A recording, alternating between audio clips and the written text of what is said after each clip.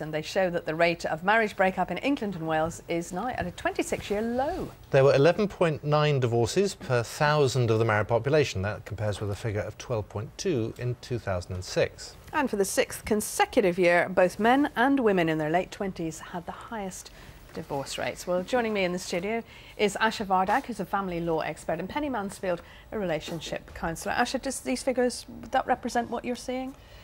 Broadly, divorces are going down, but it's not because people are happier and staying together better and working things out better. It's because marriage has become so unattractive over the past few years, with more and more publicity about these huge payouts, which people consider very unfair. There's this sense that if you get married, you give the courts a blank cheque to sort out your affairs in a way that none of you really expected, that none of you thought were fair.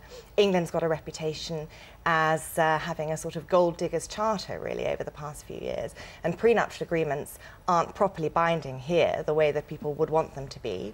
And in consequence, marriage has become very, very unattractive. At the same time, cohabitation doesn't give very much in the way of rights at all. A little bit of property rights, a little bit of protection for children, but otherwise there's such a gulf between the position if you were married and the position if you were cohabiting that for the party with the money, they don't want to get married. Penny, would you agree with that? Is that what you're seeing when you're talking to people and discussing their relationships with them? Well, first of all, I'm not a relationship counsellor. I've spent 25 years researching relationships. And the evidence is, yes, people are not getting married, but the evidence is the reason for not getting married is not really because people think that marriage is going to be unfair, is they just don't think you need to get married. And what is perhaps particularly alarming is that people think they get protection by being in a cohabiting relationship, which actually doesn't exist.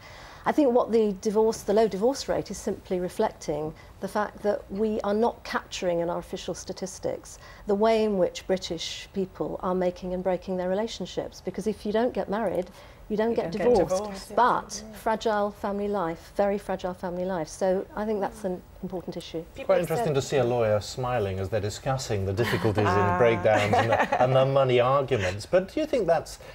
We've had a couple of high-profile divorces in the last year. One thinks of Paul McCartney and others.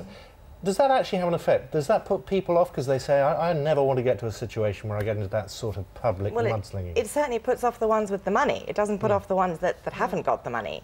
And so you end up with this sort of the situation in which trust is really removed. And while we want to get prenuptial agreements sorted out for people so that they can regulate their affairs together when everything's good, the law just isn't backing us up enough on that. You have to jump through so many hoops to get it to stick, and it's always uncertain. It's interesting, and I agree with what's said about how people are just choosing to cohabit instead.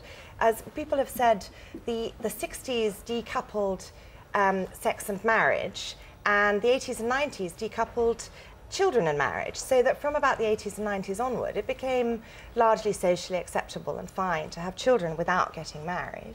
And from that point onwards, there was really, unless there was a very specific religious or cultural reason, people just saw no need. Penny, these statistics today say that the highest rate of divorce is among men and women in their late 20s. Why is that? Is it because people get married too early and have these sort of starter marriages and then think, oh, what have I done? I better get out of this one and move on with my life? Well, there's lots of reasons, but the one thing that is very clear is there's a trend for relationships to break up after shorter durations, and that's whether they're married or they're not married. And of course, many people actually will live together for quite a long period and then get married and divorce perhaps shortly, but they've been together for a longer time. But I have to say that the real issue is the fragility of family life in Britain today and the impact on adult health and on children. And with the credit crunch, which I don't think will have contributed to these figures, but I think will be contributing in the course of this year, many people will be in a situation where they can't leave their partners. So maybe what they need to be doing is looking at how they could perhaps make those relationships work better. And the irony of that, of course, is it's worries about money that is often the catalyst for a breakdown in the first place. Well, it's often a catalyst, but we also know that it's often the thing that people name when it comes down to it. Underneath worries about money are things to do with control and power and commitment. But I think the important thing is for people to start looking at relationships. Why do they matter? Do we want to actually make them last a bit longer? Okay. Penny Mansfield, Ayesha Vardag, thank you very much indeed for coming in. Thank you. Let's get the weather. Here's Thomas.